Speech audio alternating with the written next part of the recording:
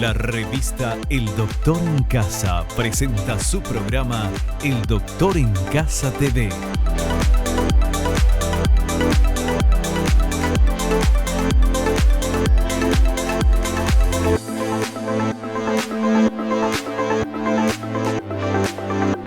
El Doctor en Casa TV.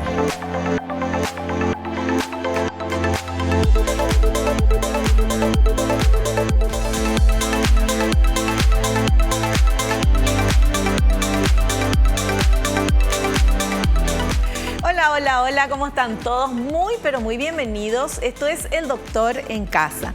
Hoy vamos a hablar de algo tan importante, de la salud mental, porque no hay salud sin salud mental. Vamos a hablar con la licenciada Alejandrina Mansur, ella es psicóloga clínica. Y veamos por favor esta placa que dice lo siguiente. Cuando las personas hablan del cuidado de la salud, por lo general señalan hábitos y conductas preventivas que incluyen el cuidado físico del organismo, como visitas periódicas al médico, dietas saludables, rutinas de ejercicio. Sin embargo, muy pocas tienen en cuenta el cuidado de la salud mental y la prevención, ya que no hay que tener un problema diagnosticado para comenzar a cuidarla. Resaltando su importancia, la Organización Mundial de la Salud dijo, no hay salud sin salud mental. Y yo creo que esto quedó más que en evidencia luego de la pandemia, porque ahí todos pasamos por momentos de miedo, de angustia, cuando no había vacunas, no se sabía lo que pasaba. Cuando de repente veíamos que morían personas que nosotros conocíamos o que no conocíamos, cuando todos los viernes estamos escuchando, esperando el veredicto de cuántos internados, de cuántos en terapia intensiva. Todos esos fueron años, mucho tiempo, son un año por lo menos estuvimos hasta que vinieron las vacunas con mucha tensión. Y obviamente eso a cualquier persona le afecta. Y más aún a las personas que ya estaban cursando con, no sé, con ansiedad, con ataques de pánico, con depresión o con otros estados que podemos tener. Entonces, creo que quedó eso muy a la vista de que tenemos que cuidar nuestra salud mental, de que es algo que no se habla, del cuidado, de la prevención. Se habla de los problemas, de si tenés depresión, si tenés ansiedad, si tenés tal cosa, bueno, tenemos que irnos a un médico, a un psiquiatra, a un psicólogo, pero no se habla de la prevención de la salud mental. Y de eso queremos hablar también hoy con nuestra invitada y la voy a presentar, la licenciada Alejandrina Mansur. Ella es psicóloga clínica, especialista en terapia dialéctica comportamental, entrenada en terapia de aceptación y compromiso y directora de Actio Centro de Psicoterapias. ¿Cómo estás, licenciada Alejandrina Mansur? Qué gusto tenerte acá, bienvenida. Muchísimas gracias a vos por invitarme, así que para estar hoy hablando de este tema que realmente es demasiado importante, porque increíblemente algo que no se habla también, Vivi, es que la salud mental de las personas es la base de la economía de una sociedad. Porque personas que están en un estado de salud mental saludable son personas mucho más productivas. Claro. Y no se habla tampoco de los costos de las personas que están enfermas, de cuál es el costo que tiene tener una población con varios trastornos como ansiedad, depresión. Se habla de casi el 30 o el 40% del gasto social tienen relación a justamente los trastornos mentales. Entonces son cuestiones demasiado importantes que incluso se tendría que hablar como políticas públicas, porque justamente las personas somos las bases de la sociedad, la base de la economía. Entonces, por tanto, tendríamos que tener una política de prevención clara y que esté accionando para poder justamente tener la economía que estamos buscando y la sociedad que estamos buscando. Perfecto. Bueno, y ese es el tema y de eso vamos a hablar, vamos a comenzar a hablar porque este va a ser el primero de varios programas que vamos a estar hablando de la importancia de la salud mental y de conocer un poquito cómo podemos cuidar cuando nos tiene que llamar la atención. Hay que esperar, decía la placa, no hace falta esperar tener un problema para comenzar a cuidar tu salud mental. Como no hace falta enfermarte para comenzar a cuidarte, tenemos que cuidarnos antes justamente para evitar eso. De eso se trata el programa de hoy. Sean todos bienvenidos, hacemos un corte y volvemos ya.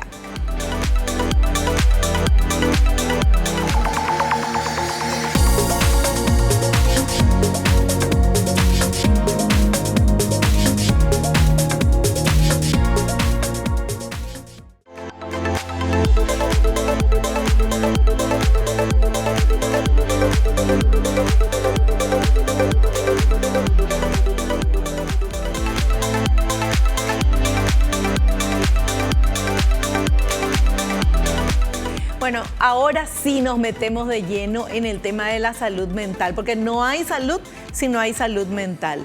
Y quiero primero hablar de qué es salud mental, si nos podés explicar, porque todos estamos siempre tenemos estrés, tenemos miedos, tenemos un montón de cosas, son emociones que tiene el ser humano, ¿verdad? Y la emoción es una reacción automática a algo que pasa, ¿verdad? Vas a cruzar la calle, viene un auto y vos accionás o corres o te quedas quieto, pero te asustás, ¿verdad? Claro, y tenés miedo. Pero cuando eso se prolonga en el tiempo, se vuelve un sentimiento y eso se puede producir ya un estado anímico que cambia y que puede ser un estado de ansiedad, no sé si permanente, pero prolongado, o de tristeza que se vuelve no sé, una tristeza prolongada, es una depresión. Entonces, ¿cómo se sabe si uno está sano mentalmente? Bueno, primero que nada necesitaríamos definir, para empezar a hablar de enfermedad, vamos a definir también en salud mental. Tenemos que empezar por entender que todo lo que hacemos, sentimos y pensamos las personas son conducta, ¿sí? Todo lo que hacemos, sentimos y pensamos es conducta. Entonces, partiendo de esa base, es muy importante entender que en la medida en que nuestra vida se vea afectada en algún área en la que no estamos pudiendo resolver, vamos a empezar a sentir justamente todas esas emociones que me estabas diciendo, porque son reacciones psicofisiológicas orgánicas a eventos contextuales. Justamente vos estabas mencionando recién la pandemia, ¿verdad? Sí. El contexto es el lugar, de repente, en ciertas situaciones, no todas las enfermedades, porque hay enfermedades que son orgánicas, como el trastorno bipolar, la psicosis, sí. Son otras patologías que son más de carácter orgánico, pero sin embargo, de repente, trastornos de la personalidad, trastornos de la conducta alimentaria, trastornos de ansiedad, trastornos de depresión, los somatomorfos, generalmente tienen una respuesta al ambiente, ¿sí? Y tienen que ver con aprendizajes previos de conducta a cómo responder a los eventos. O sea, en pocas palabras, es cómo vos aprendiste de chiquito o cómo te enseñaron a tu casa de chiquito a manejar lo que estás sintiendo. Entonces, a partir de allí es de la manera en que vos vas a ir desarrollando tu conducta, lo que vas a ir haciendo tu vida, básicamente, por los aprendizajes previos que vos tuviste dentro de tu casa. Y esos patrones de aprendizajes, cuando no se ajustan al contexto, porque es muy importante también destacar que no hay conducta desadaptativa en la medida en que todas las conductas que aparecen siempre cumplen una función. O sea, si vos de repente estás teniendo miedo y estás evitando salir a espacios abiertos, porque eso te genera una reacción fisiológica de que te palpita el corazón, te falta el aire, no puedes respirar bien, entonces lo que va a pasar es que vos empieces a evitar, y tiene sentido porque el miedo te está diciendo de que algo malo está ocurriendo. Ahora, el cómo estás relacionándote con eso es lo que va a generar el problema y la disfunción, porque el miedo en sí no es un problema. El problema es en qué contexto ese miedo está generando un problema en tu vida, ¿sí? Entonces tiene mucho que ver con qué tan adaptado estás al ambiente y también qué tan sobreadaptado, porque eso es un punto súper importante de lo que no se suele hablar. ¿Cómo es sobreadaptado? Y de repente, cuando hay situaciones muy graves, catastróficas, problemáticas constantes. En Paraguay nosotros solemos decir, ¿por qué la gente es tan calmada? Lo que pasa es que pasan tantas cosas todo el tiempo, sí, que no te da el tiempo a reaccionar sobre una cosa porque ya ocurre otra. Entonces estamos como sobreadaptados a que las cosas estén mal. Y entonces empezás a adaptarte a situaciones que pueden ser hasta de alguna manera te pueden llegar a enfermar. Claro. ¿Sí? A contextos incluso, por eso podemos hablar de repente en relaciones que son tóxicas y ahí vale aclarar de que las personas no somos tóxicas, sino la manera en que nos relacionamos puede ser lo tóxico. Y entonces uno continúa en esa relación necesariamente porque no sabe cómo salir o está sobreadaptado a esa violencia como normalizada. Yeah. ¿Sí? Entonces como que nos sobreadaptamos a cierta... Y la sobreadaptación como tal no es mala, porque es lo que justamente nos permite existir como seres humanos. El punto es a qué contextos. Claro. Siempre es el contexto, en qué contexto se presenta esta conducta y en qué contextos esta conducta ya no funciona para que yo pueda avanzar en mi vida. Entonces, justamente por eso se dice no hay salud sin salud mental, porque claramente cuando no estamos pudiendo resolver los conflictos, y podemos hablar, yo soy de una línea terapéutica que se llama tercera ola, trabajamos más con lo que son terapias contextuales, y nos gusta más hablar de problemas conductuales y no tanto de trastornos mentales. Ajá. Si bien los trastornos mentales nos pueden ayudar a categorizar y saber y hablar entre los profesionales, porque entendemos de qué estamos hablando, para la modificación de la conducta es importante hablar de qué exactamente es lo que es un problema para vos en este momento que no te permite que vos puedas lograr tu objetivo. Entonces hacemos como más puntual y claramente cuando uno no logra el objetivo en la vida, cuando uno no puede construir la clase de vida que quiere tener, empieza a tener justamente estas insatisfacciones, Claro, y a la caer, frustración. claro, y a caer en un cuadro de depresión, ansiedad y demás, pero tiene que ver más con cómo estás resolviendo las cosas, cómo te estás enfrentando, cómo te estás relacionando con eso. Contanos un poquito más porque me interesa saber esto de la tercera ola. ¿Cómo es? Bueno, en la psicología existen un montón de terapias, Sí. ¿verdad? Vas a encontrar muchísimas terapias psicológicas. Hay algunas terapias que están basadas en la evidencia. ¿Qué quiere decir eso? Que nosotros sabemos, así como sabemos que el ibuprofeno es para bajar la fiebre y es un antiinflamatorio, en psicología sabemos que hay cierta clase de terapias para cada tipo de patología, ¿sí? Entonces, dentro de esas terapias también tenemos las terapias que son las conductistas. Las terapias conductistas tienen la primera ola que nace allá por los 1800 con Pavlov, que después le sigue justamente el conductismo y el cognitivismo en la segunda ola, son las terapias cognitivas conductuales, y un poquito más adelante, allá entre 1980 y 1990, empezaron a ver que habían otras maneras de trabajar procesos de manera más efectiva, ¿sí?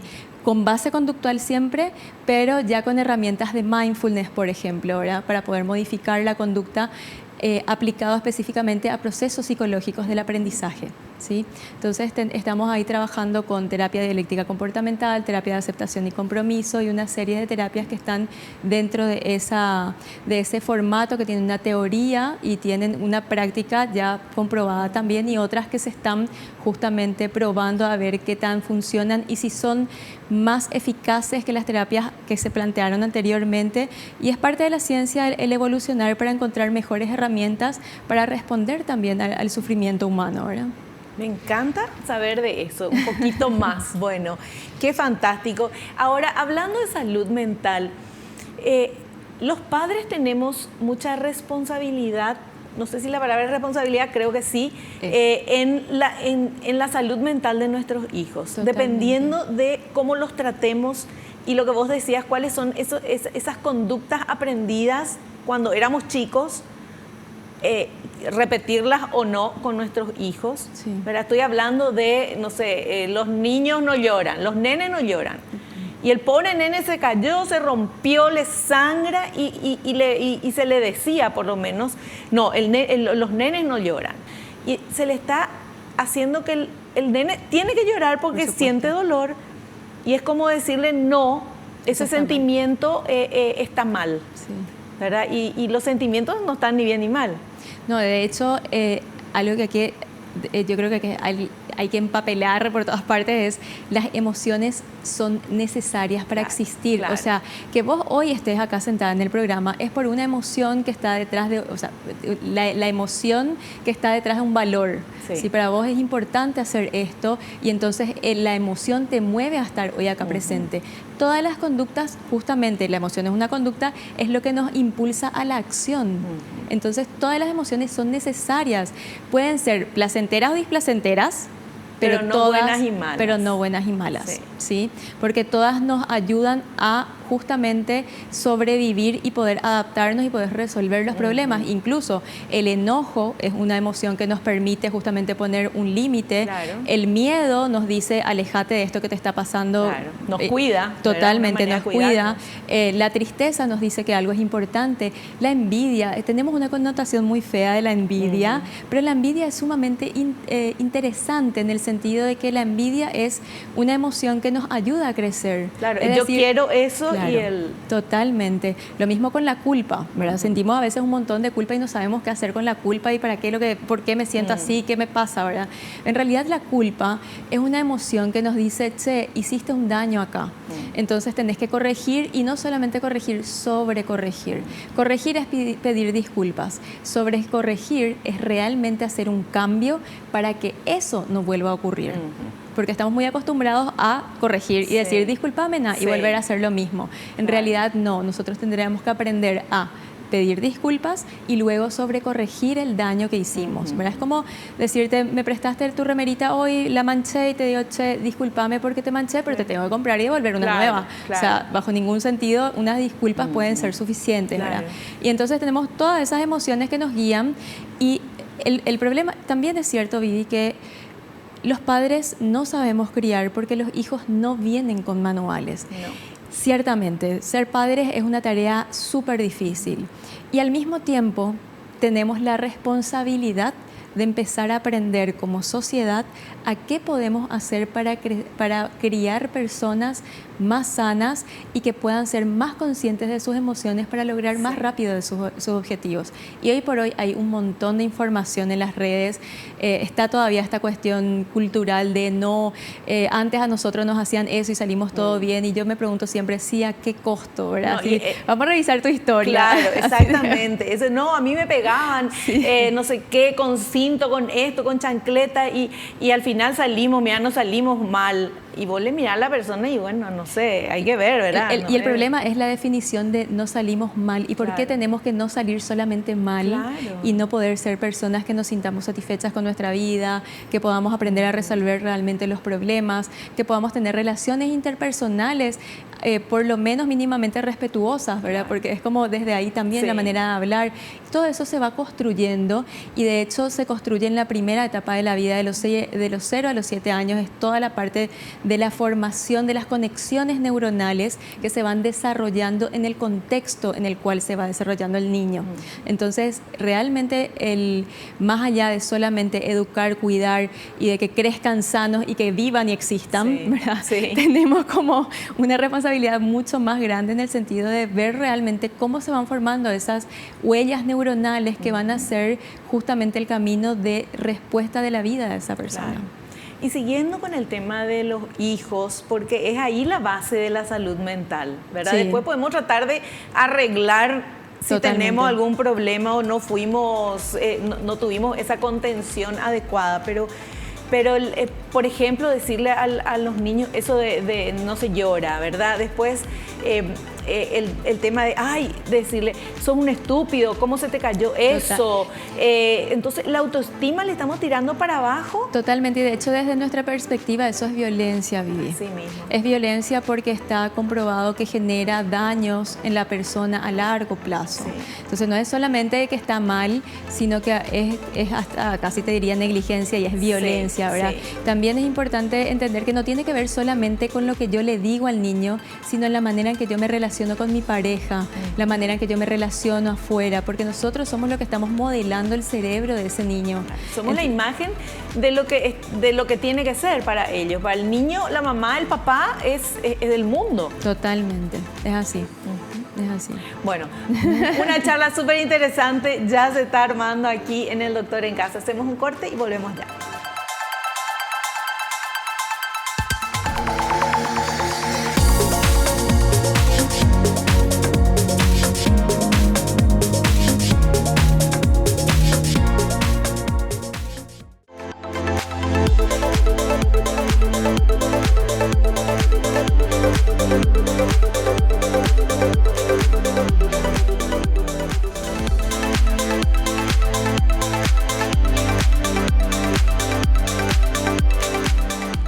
Bueno, seguimos hablando con la licenciada Alejandrina Mansur, psicóloga clínica, mi vecina, me acabo de enterar, sobre no hay salud sin salud mental. Y qué importante es todo lo que se estuvo hablando hasta ahora sobre el tema de cómo relacionarnos con los niños, sobre todo con nuestros hijos, cómo hablarles, cómo educarles, porque hay que educarles, hay que ponerle límites, todo eso tenemos que hacer los papás, pero con amor, con cariño, con contención, decirle, bueno, hasta acá, pero no que se sientan mal y que no te voy a querer si no sé qué cosa, o eso que lo que yo digo es lo que a lo mejor vos viviste, ¿verdad? Porque era común eso, era normal, se creía que así.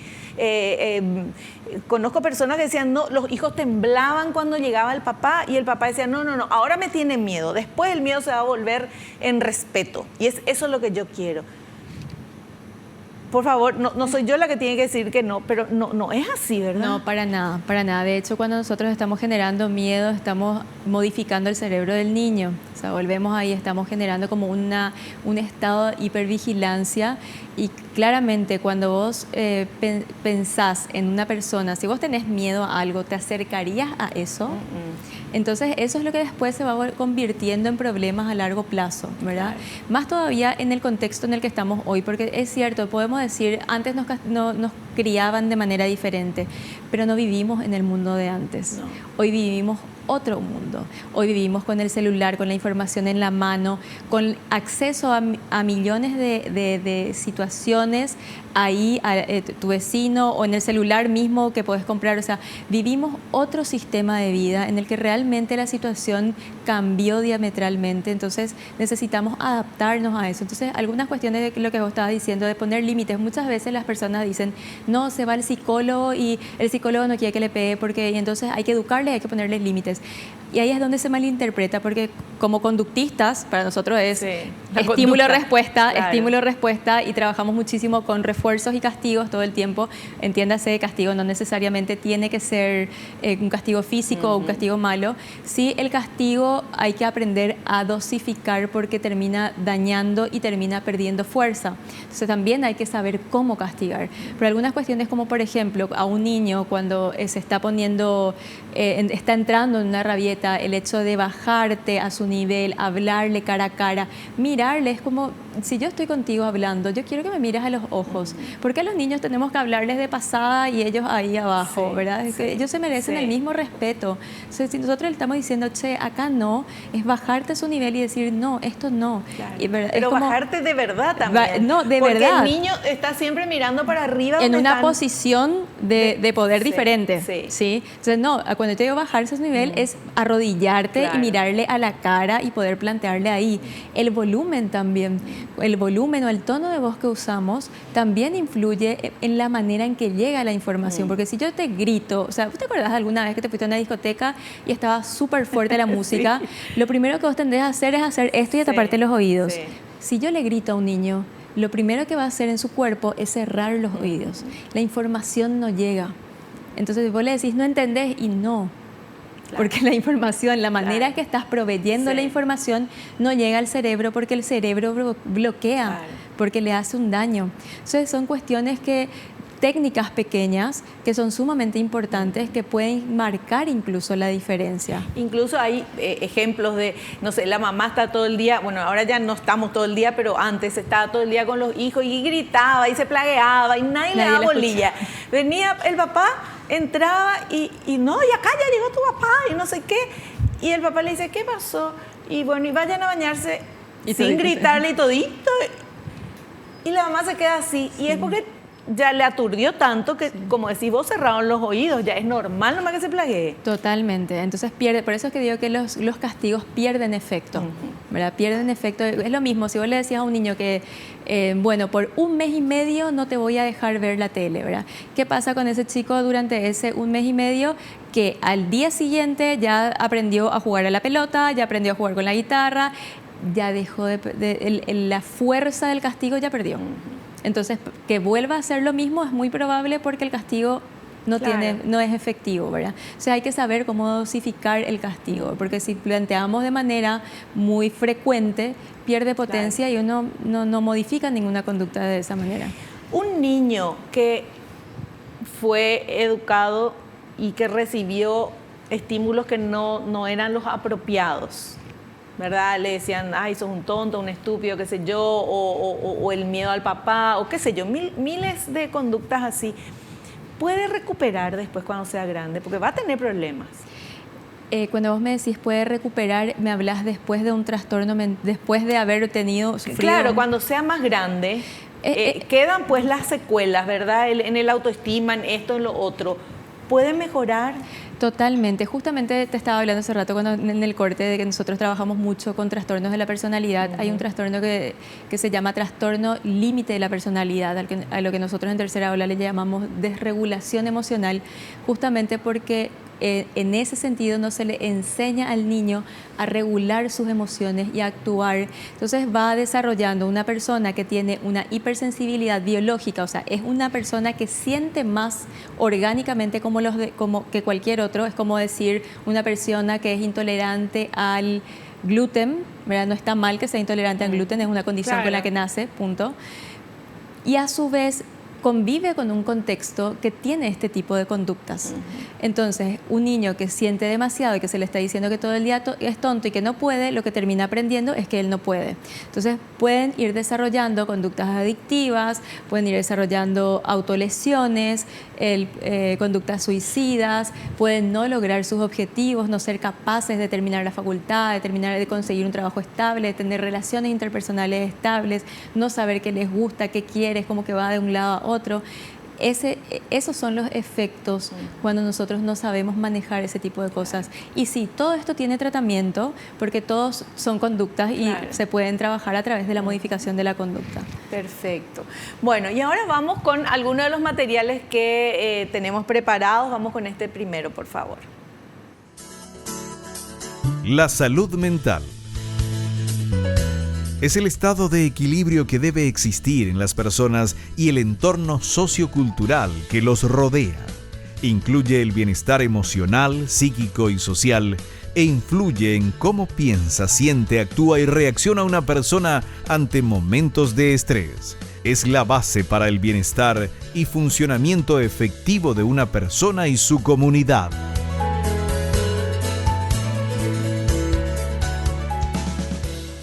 Es así. Es así, tal cual. Justamente estábamos hablando de eso, de las emociones y de cómo podemos reaccionar ante los eventos y que de hecho las emociones son las que guían nuestra conducta, ¿verdad? Sin emoción, imagínate lo que sería cuidar un bebé sin una emoción. Ay, no sé, no me puedo imaginar. Yo tengo algunos consultantes que me dicen, pero yo no quiero sentir tristeza, yo lo único que quiero es sentir felicidad, yo quiero estar bien. Imagínate lo que hubiera sido un mundo sin tristeza. Sí. ¿Te puedes imaginar gente caminando por todas partes, feliz de la vida, y la gente se muere a su lado y se enferman y no sienten absolutamente nada? Claro, no. O sea, la tristeza es importante también. Claro. Es sumamente importante para poder tener relaciones interpersonales sanas, y los seres humanos necesitamos estar en esta relación interpersonal constante porque vivimos en sociedad y necesitamos vivir en sociedad para poder existir. Claro. Bueno, vamos con este otro material que habla del origen de los trastornos mentales. No es así como se denomina, ¿verdad? Pero así lo pusimos. Sí, convengamos, trastornos mentales está basado en el manual, el DSM-5, en el cual nosotros nos centramos para decir esta persona tiene un trastorno mental. Ahora, a la hora de la clínica, usamos otras técnicas y otra metodología para poder intervenir de una manera más adecuada y efectiva. Perfecto, clarísimo. Vamos a ver. Origen de los trastornos mentales. Se originan por múltiples factores que afectan a la población sin distinción de raza, género o edad. La inseguridad, desesperanza, rápido cambio social, riesgos de violencia, factores genéticos, psicológicos, neurológicos, factores y experiencias personales, interacción social, experiencias familiares, escolares y laborales son algunos de los elementos que afectan la salud mental.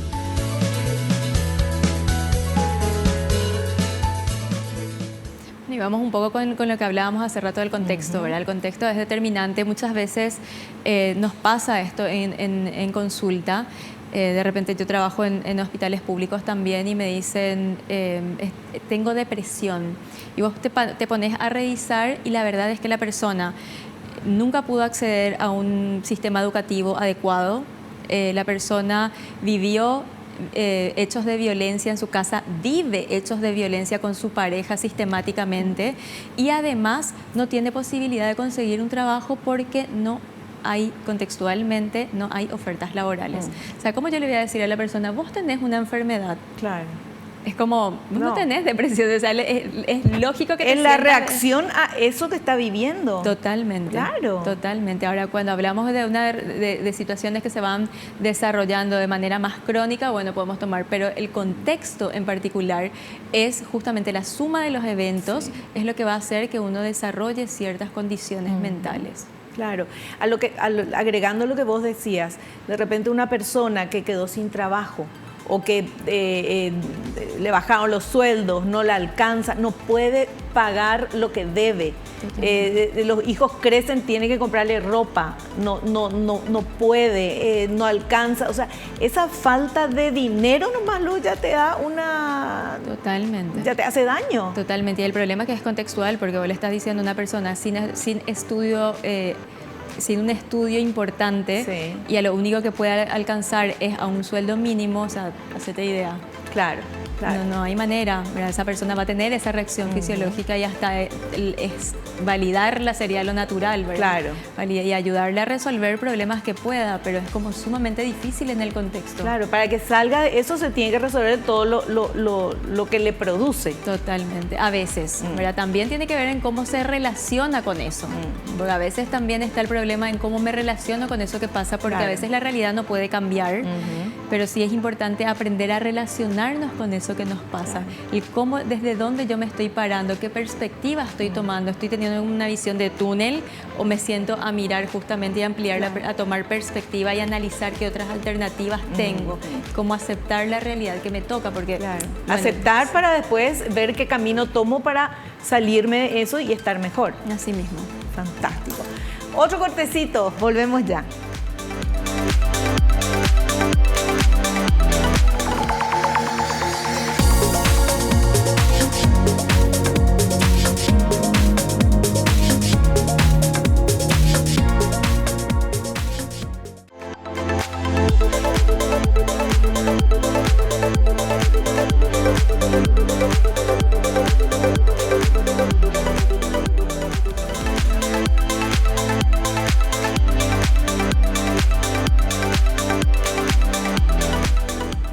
Bueno, seguimos hablando con nuestra invitada, la licenciada Alejandrina Mansur, psicóloga clínica. Nuestro tema, no hay salud sin salud mental. Y tenemos este otro material que nos dice cuándo, qué tipo de señales podemos tener para consultar con un especialista. A ver. Señales para consultar a un especialista. Es de suma importancia consultar a tiempo, y así como nos preocupamos de la salud física, cuidando la alimentación o haciendo ejercicios, deberíamos prevenir que se afecte nuestra salud mental. Si ya hay señales como insomnio, cansancio extremo, consumo de alcohol en exceso o crisis de pánico, por nombrar algunas señales, es tiempo de consultar a un especialista.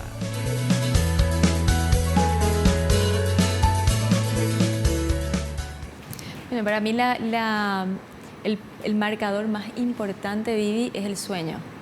En el niño, en el adulto, en cualquier persona, el sueño es el que nos orienta qué tanto está afectada esa persona, porque es lo primero que se altera.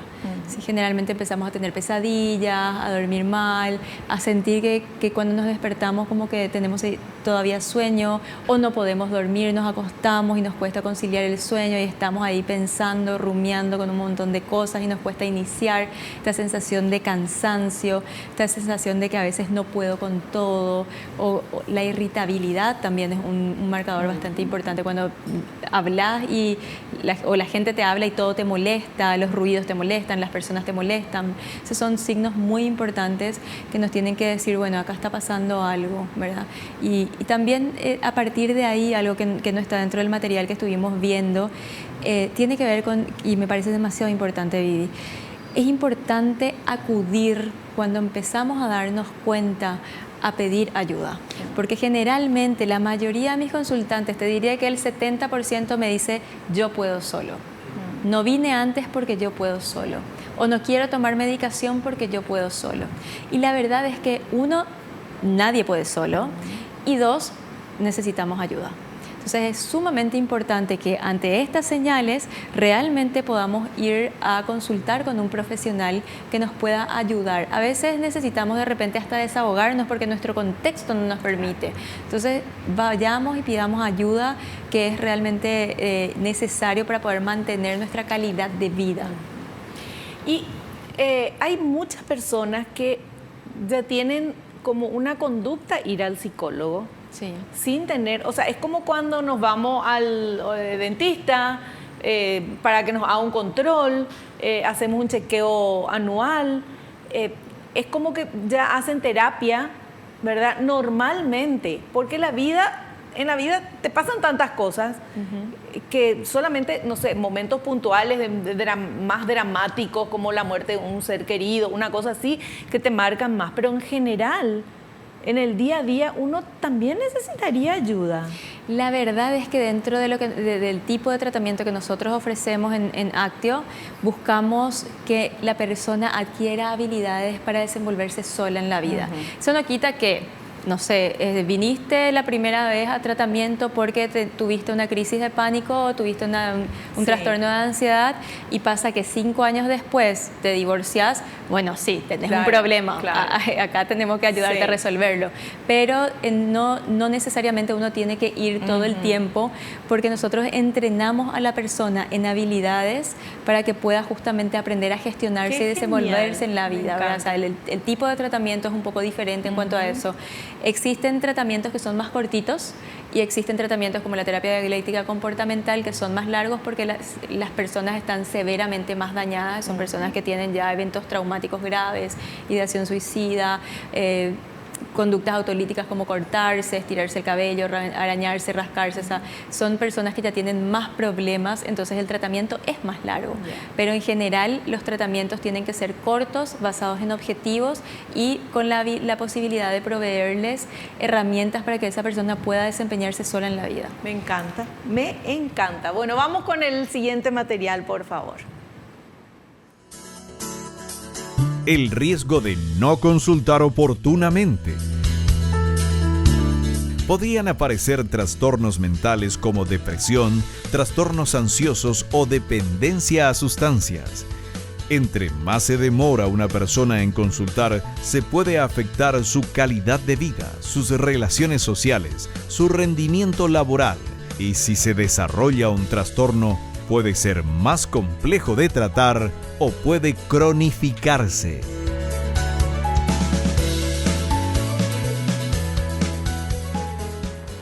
Me gustó lo de cronificarse, porque acá es muy importante, porque en general, en Paraguay en particular, no voy a hablar de otros contextos porque es lo que conozco, las personas van al médico, van al neurólogo, van al clínico, y el clínico le da un antidepresivo y el neurólogo le da un ansiolítico, ¿verdad? Entonces es como que empezamos a manejar problemas emocionales o problemas conductuales con medicamentos.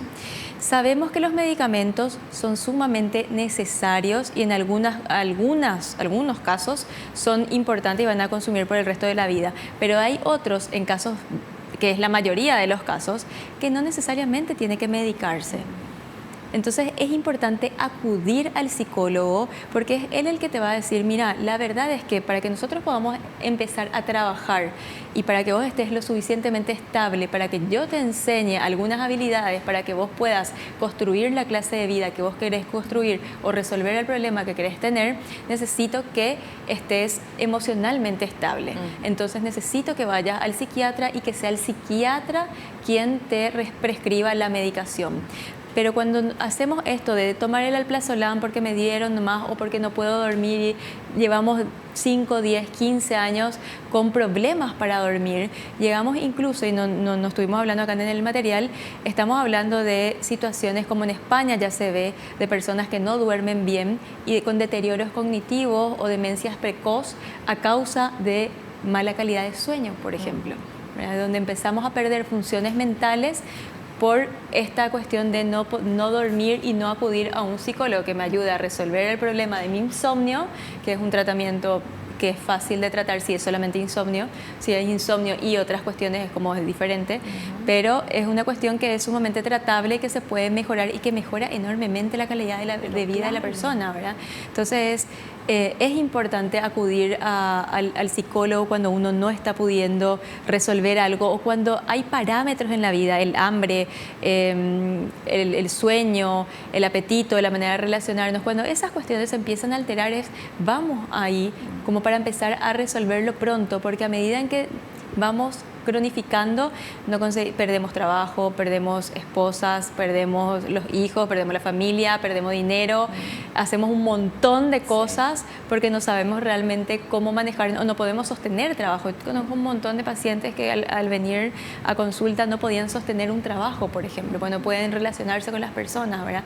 Esas son cuestiones que uno dice, ¿por qué no trabaja? Porque es un haragán. No, en realidad no puede porque no sabe cómo. Tiene que aprender a cómo relacionarse y cómo sostener y un montón de cómo manejar la emoción cuando le surge. O sea, hay un montón de cuestiones que se pueden manejar por detrás para poder tener realmente una calidad de vida y construir una vida que valga la pena ser vivida. Claro. Bueno, y vamos con este siguiente material que habla de la ansiedad. ¿Qué es la ansiedad? Es una respuesta del organismo al percibir una amenaza o peligro. La ansiedad tiene componentes muy particulares como la memoria de cada persona, el contexto social y reacción química del organismo.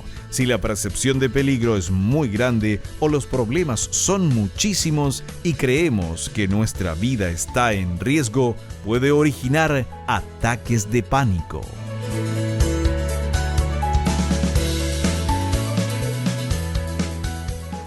Bueno, en este punto es importante mencionar que la ansiedad no es solamente la cuestión de los ataques de pánico, del aceleramiento del corazón.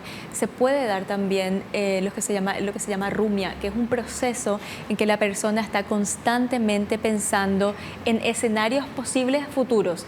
Y si pasa esto, tengo que hacer esto. Y si pasa esto, tengo que hacer esto. Y si pasa esto. Entonces la persona cuando llega a consulta, y generalmente en Paraguay llegan derivados de médicos, te llega una persona que no puede dormir, con dolor de cabeza, con tensión muscular, y él está tomando un remedio para dormir, toma otro remedio para su dolor de cabeza, toma otro remedio para su tensión muscular, otro remedio para su gastritis, ¿verdad? Y todas esas cuestiones fueron generadas solamente por la manera en que está pensando. Entonces imagínate una persona que tendría que estar trabajando la manera en que procesa la información, está tomando 5 medicamentos y probablemente tiene reposo 2 o 3 veces al mes. Qué bárbaro. Entonces la ansiedad de por sí es una respuesta psicofisiológica que nos ayuda a enfrentar ciertas situaciones. Pero cuando esa situación, el sentimiento o la emoción se sostiene y se sostiene y se sostiene y hace que yo no quiera tomar un trabajo porque tengo miedo a exponerme, no pueda rendir bien un examen, no puedo parar de pensar. Llegué a tener un consultante en algún momento que me decía, yo terminé con mi novia porque tenía miedo de que me ponga alguna vez los cuernos. ¿Verdad? Eso también es ansiedad, ¿verdad? O sea, y no tiene ataques de pánico necesariamente, no tiene palpitaciones, no tiene una respiración acelerada, no le sudan las manos, no siente los hormigueos, no tiene los ataques de pánico tal cual, pero es una persona que no puede ser feliz. Sencillamente me dicen, no me siento satisfecho con nada. Hago todo, pero no me siento satisfecho con nada. Entonces, esas cuestiones también son parte de la ansiedad que necesitan ser tratados por los psicólogos. Y en caso de que evaluemos la necesidad de medicación, 100% de acuerdo. O sea, ahí tenemos que trabajar con medicación. Si hay una persona que está tratando, está acarreando o está atravesando una situación, como veíamos hace rato, contextos sumamente peligrosos, y va a tener que tomar probablemente una medicación para que el cerebro se vaya recuperando y luego pueda ir soltando, ¿verdad? Pero es sumamente importante hacer acudir al profesional a tiempo. Perfecto. Bueno, hacemos un pequeño corte y a la vuelta, parte final ya del programa. Volvemos ya.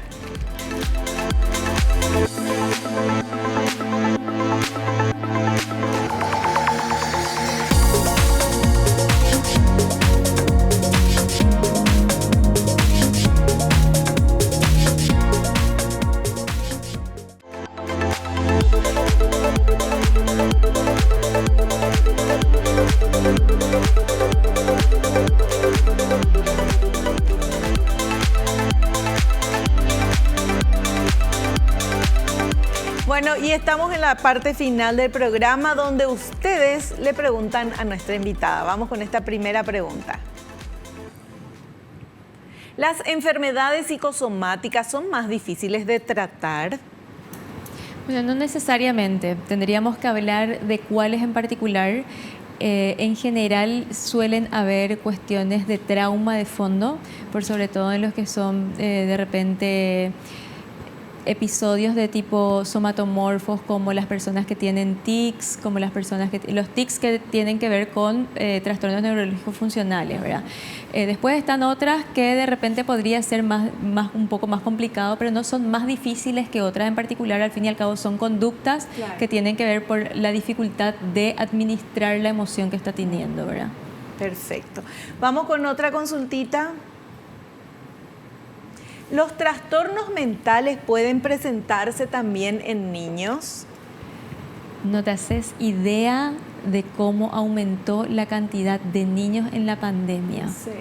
La cantidad de niños que están afectados post pandemia por el encierro, por todo lo que vivimos, niños que incluso estamos viendo con ideación suicida a los 7, 8 años y no necesariamente han vivido episodios traumáticos gravísimos, así tipo, no sé, un caso de violación, por ejemplo, que sí podríamos justificar, sino que por el hecho en sí de haber estado encerrados, de que sus papás de repente tendrían que seguir trabajando y todo el mundo decía tenés que estar encerrado y no puedes salir porque te puedes enfermar, y como mi papá va a salir a trabajar y yo tengo que estar acá encerrado, no entiendo qué es lo que pasa, y empezaron a desarrollar así un montón de trastornos mentales también. Y por supuesto están los trastornos generalizados del desarrollo, por ejemplo, que son trastornos mentales en niños, ¿verdad? Hay un montón de patologías que también se presentan en niños, y no menos frecuentes se presentan también los trastornos de ansiedad y depresión en niños. Hay que estar muy atentos a los niños. Sí, ¿Cómo podemos saber que nuestro niño está con un problema así? En cuanto a ansiedad y depresión, hablemos, yo no soy especialista en lo que es trastorno generalizado del desarrollo, pero siempre tenemos que fijarnos en la irritabilidad en el niño. ¿Sí? El niño generalmente se puede o retraer más o ponerse más irritable, pierde el apetito, cambia el humor del niño, y en el niño es drástico. De la noche a la mañana vos decís, ¿qué le pasa? ¿Por qué está así? ¿Por qué grita? ¿Por qué llora? Nada le calma, no está queriendo comer. Esos son los signos más notorios que nosotros como padres podemos observar en su relacionamiento. No quiere hablar con nadie, se enoja por todo. Esos son cuestiones importantes, o son indicadores importantes que nos pueden decir vamos a llevarle a nuestro hijo a un profesional. Perfecto. Bueno, yo quiero agradecerte porque terminamos ya el programa ahora, agradecerte la presencia, lo que nos estuviste enseñando, comentando. Un gusto realmente hablar contigo. Igualmente, Vivi, muchísimas gracias, y para nosotros es un placer, o sea, para mí es un placer, y para toda la gente de Actio es un placer también poder estar para la gente, porque realmente necesitamos hablar más de esto, necesitamos educar más a la gente sobre esto, pero sobre todo en el manejo de emociones, porque Una persona que aprende a administrar sus emociones es una persona que va a ser capaz de construir la vida que quiere vivir. Que al final es lo que queremos. Así mismo. Muchas gracias. Gracias a vos. Nosotros nos despedimos hasta el próximo programa y no te olvides lo que te digo siempre porque es cierto, naciste para ser feliz, no te conformes con menos. Chao, chao.